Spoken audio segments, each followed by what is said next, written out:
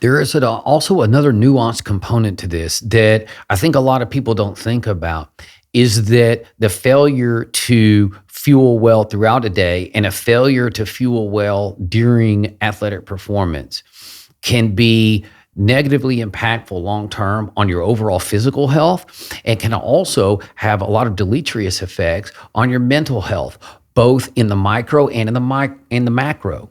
Right?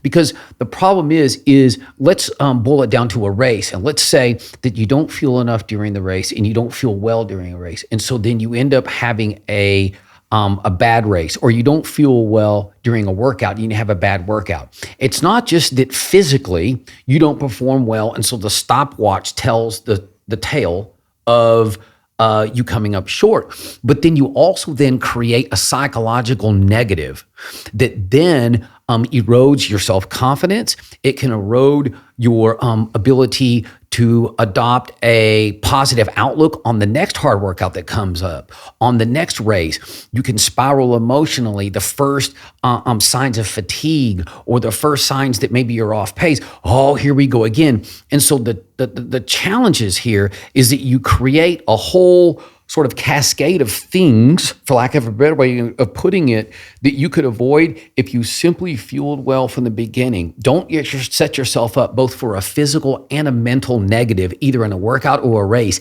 that can have impacts down the line. Mm-hmm. It's actually really important.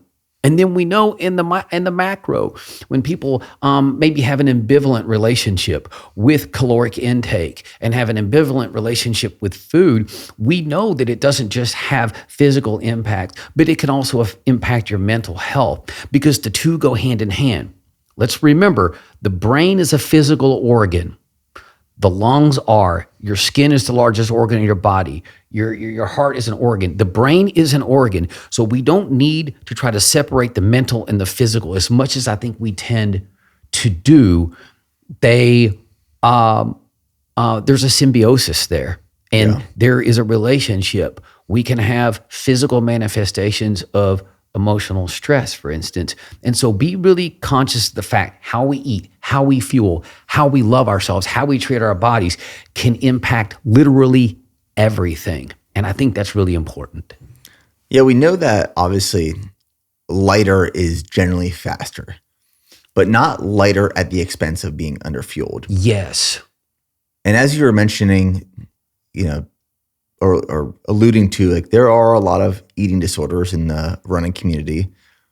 I think one of the things that I've identified is as runners become more elite and they become faster and faster and faster, sometimes that is where the unhealthy relationship with food and eating disorder starts to present itself, because they fear gaining weight because they want to become faster.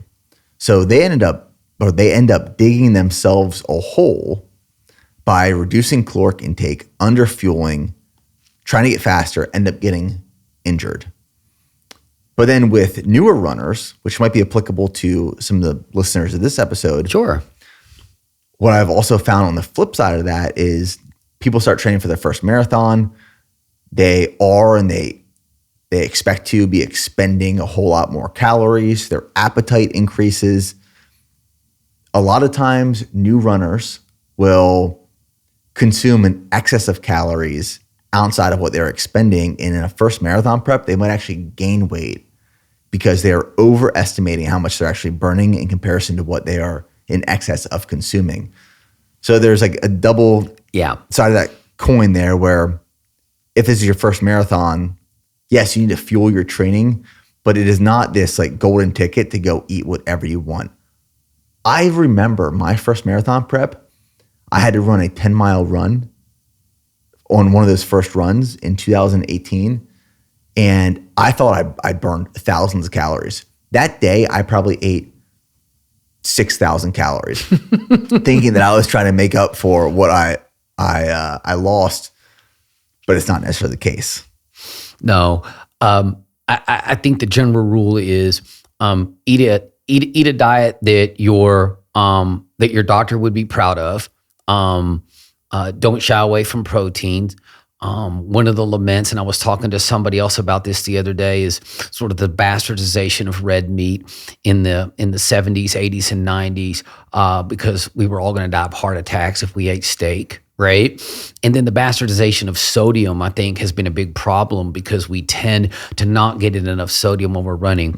Let's make sure, unless you have some philosophical objections, and there's a way to be a healthy vegetarian, there's a way to be a healthy vegan, but really make sure that you're understanding your body's needs when it comes to iron intake, proteins, carbs, getting everything that you need to function well. But the point is, eat a balanced diet that has proteins, plenty of carbohydrates, plenty of green leafy vegetables, plenty of fruits, eat legumes, cut your alcohol intake. A bucket of fried chicken, hot Cheetos, and a soda might have exactly the same amount of calories as a T-bone steak, some mashed potatoes, and a salad with some steamed spinach, right? But you got to look at the quality of the calories, not just the quantity of them, right? And then on your training days, really understand what you're putting your body through and make sure you're getting in the electrolytes and the calories during the actual exertion so that you can maximize your ability to perform. And there's tons of resources out there. There's tons of people who know sort of the general parameters within which you need to operate, who can really, really help you if you have a lot of questions.